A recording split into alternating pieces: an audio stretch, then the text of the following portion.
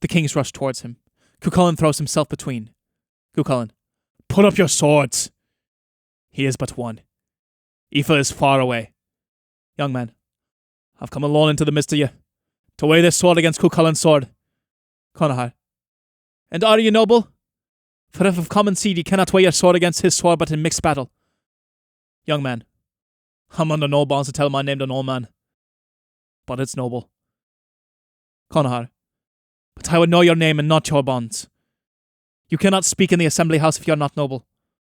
First Old King, answer the High King. Young man, I will give no other proof than the hawk gives, that it's no sparrow.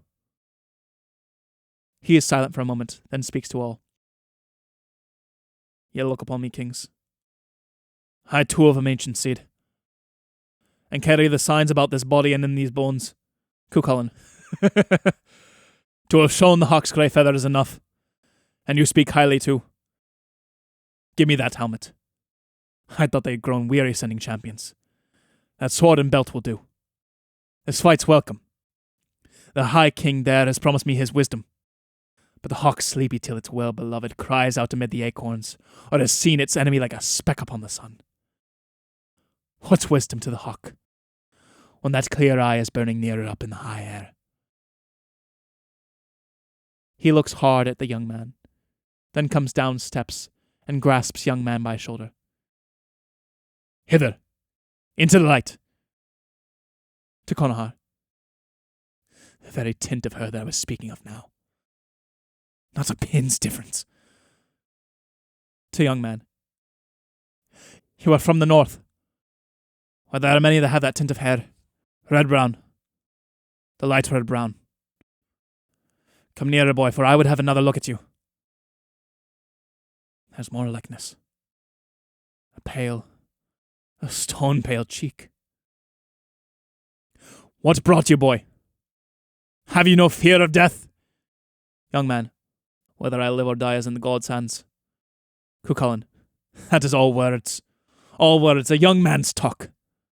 I am their plough, their harrow, their very strength. For he that is in the sun begot this body upon a mortal woman, and I have heard it seemed as if he had outrun the moon, that he must follow always through waste heavens he loved so happily. He'll be but slow to break a tree that was so sweetly planted. Let's see that arm. I'll see it if I choose. That arm! That arm had a good father and a good mother. But it is not like this. Young man, you're mocking me. You think I'm not worthy to be fought? But I'll not wrangle but with this talkative knife. Cuchulainn, put up your sword. I'm not mocking you. I'd have you for my friend. But if it's not because you have a hot heart and a cold eye, I cannot tell the reason. To Conahar, he has got her fierceness, and nobody is as fierce as those pale women. But I will keep him with me, Conahar, that he may set my memory upon her when the day is fading. He will stop with us, and we will hunt the deer and the wild bulls, and when we have grown weary, light on our fires between the wood and water, or on some mountain where the shape changes of the morning come. The High King there would make a mock of me because I did not take a wife among them. Why do you hang your head so? It's a good life. The head grows prouder in the light of the dawn, and friendship thickens in the murmuring dark, where the spare hazels meet the wool-white foam. But I can see there's no more need for words, and that you'll be my friend from this day out. Conahar, he has come hither not to his own name, but in Queen Aoife's, and has challenged us in challenging the foremost man of us all. Cuchulainn, well, what's matter? Conahar, you think it does not matter, and that a fancy lighter than the air, whim of the moment has more matter in it.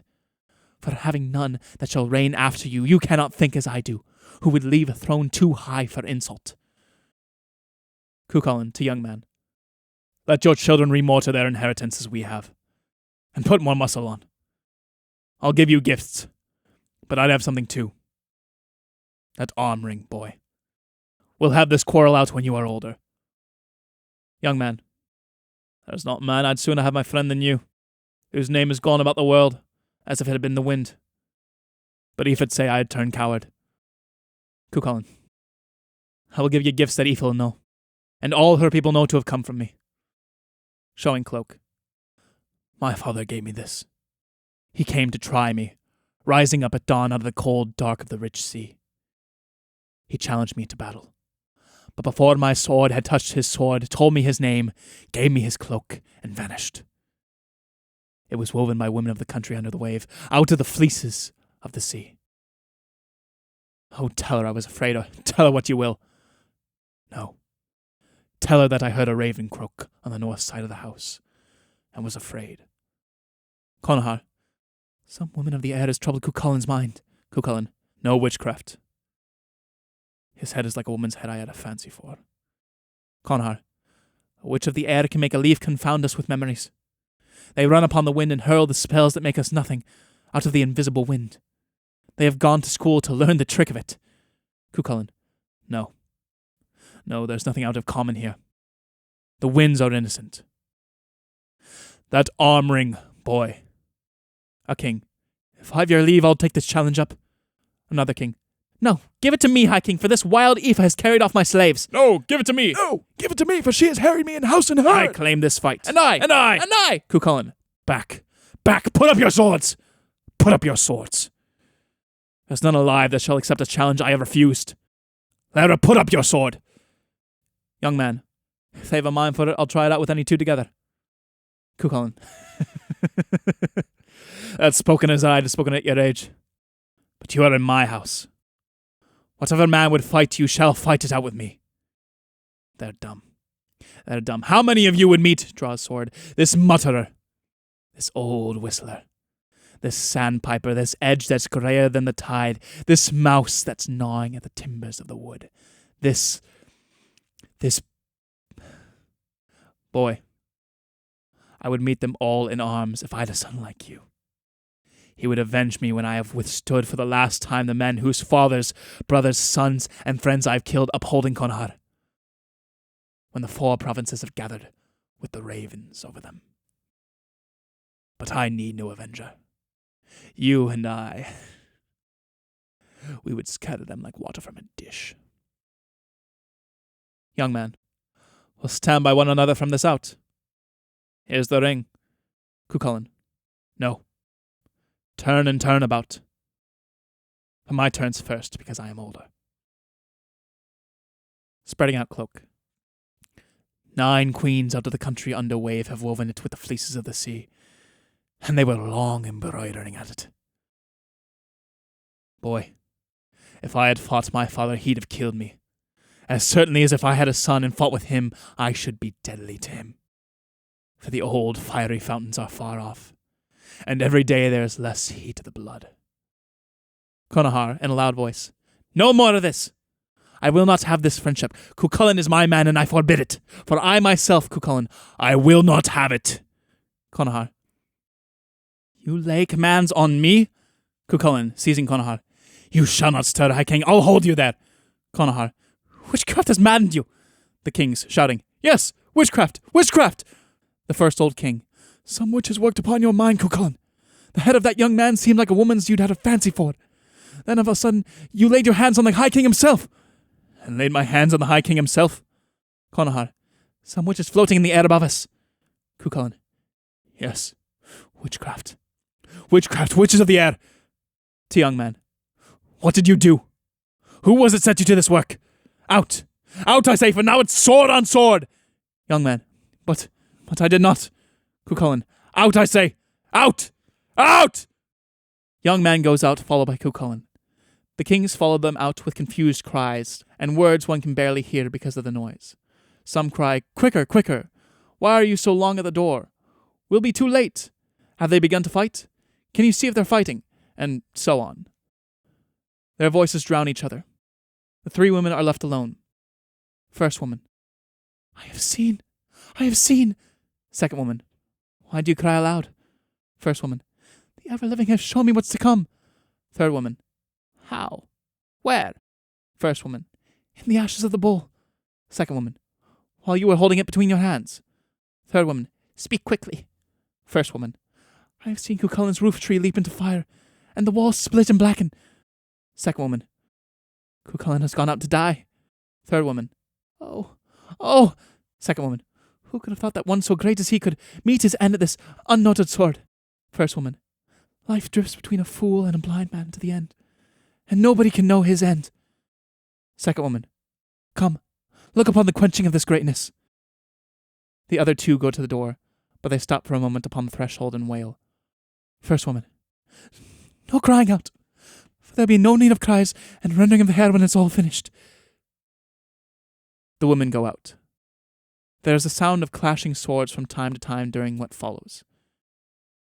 Enter the fool, dragging the blind man. Fool. You've eaten it! You've eaten it! You've left me nothing but the bones! He throws blind man down by big chair. Blind man. Oh, that I should have to endure such plague. Oh, I ache all over. Oh, I'm pulled to pieces. This is the way you pay me for all the good I have done you? Fool. You've eaten it! You've told me lies. I might have known you had eaten it while I saw your slow, sleepy walk. Lie there till the kings come. Oh, I will tell Connachar and Cuchulainn and all the kings about you. Blind man. What would have happened to you but for me, and you without your wits? If I did not take care of you, what would you do for food and warmth? You! Take care of me! You stay safe and send me into every kind of danger. You sent me down the cliffs for gulls' eggs while you warmed your blind eyes in the sun, and then you ate all that were good for food. You left me the eggs that were neither eggs nor bird. Blind man tries to rise. Fool makes him lie down again. Keep quiet now till I shut the door. There's some noise outside, a high, vexing noise so that I can't be listening to myself. Shuts the big door.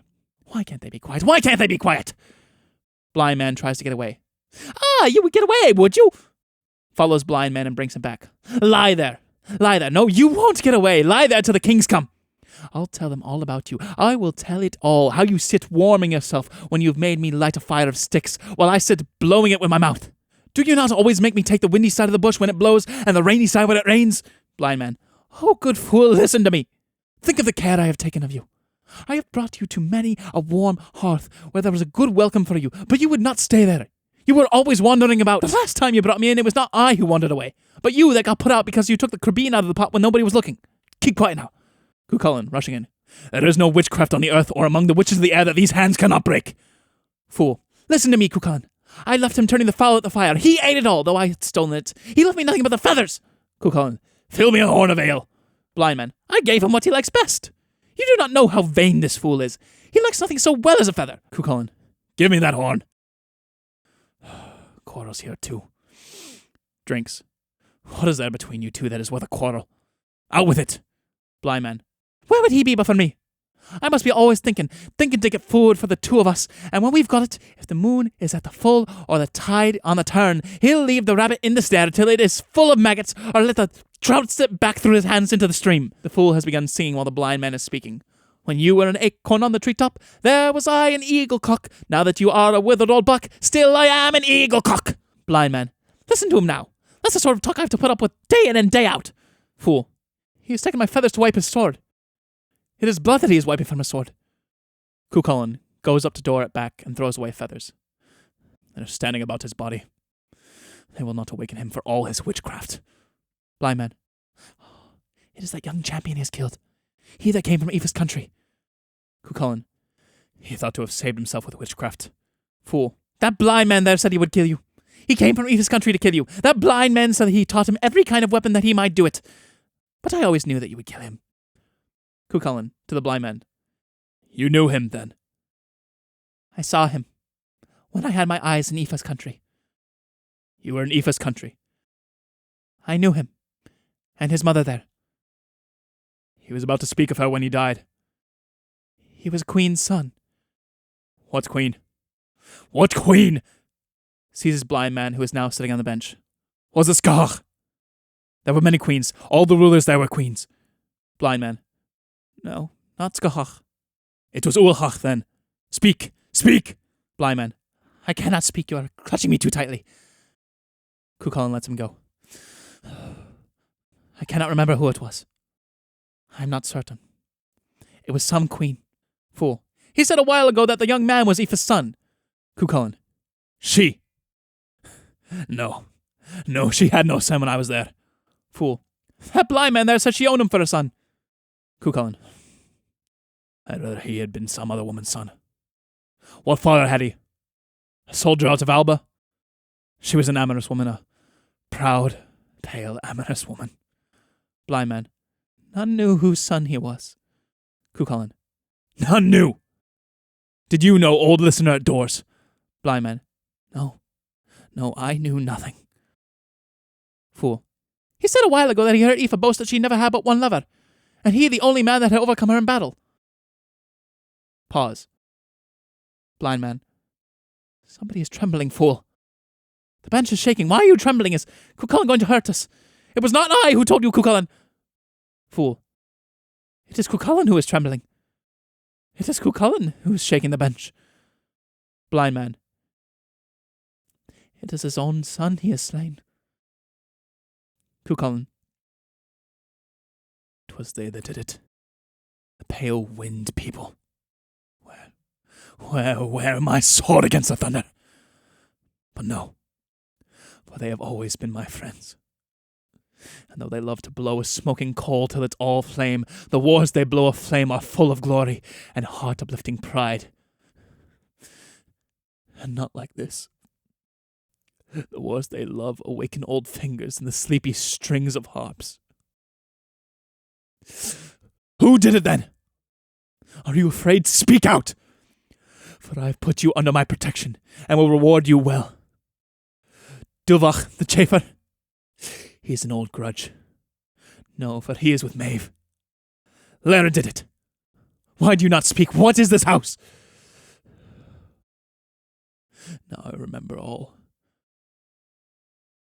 Comes before Connachar's chair and strikes out with his sword, as if Connachar was sitting upon it.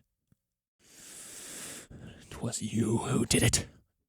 You who sat up there with your old rod of kingship, like a magpie nursing a stolen spoon. No, not a magpie, a maggot that is eating upon the earth. Yes, but a magpie, for he's flown away. Where did he fly to? Blind man. He is outside the door. Outside the door?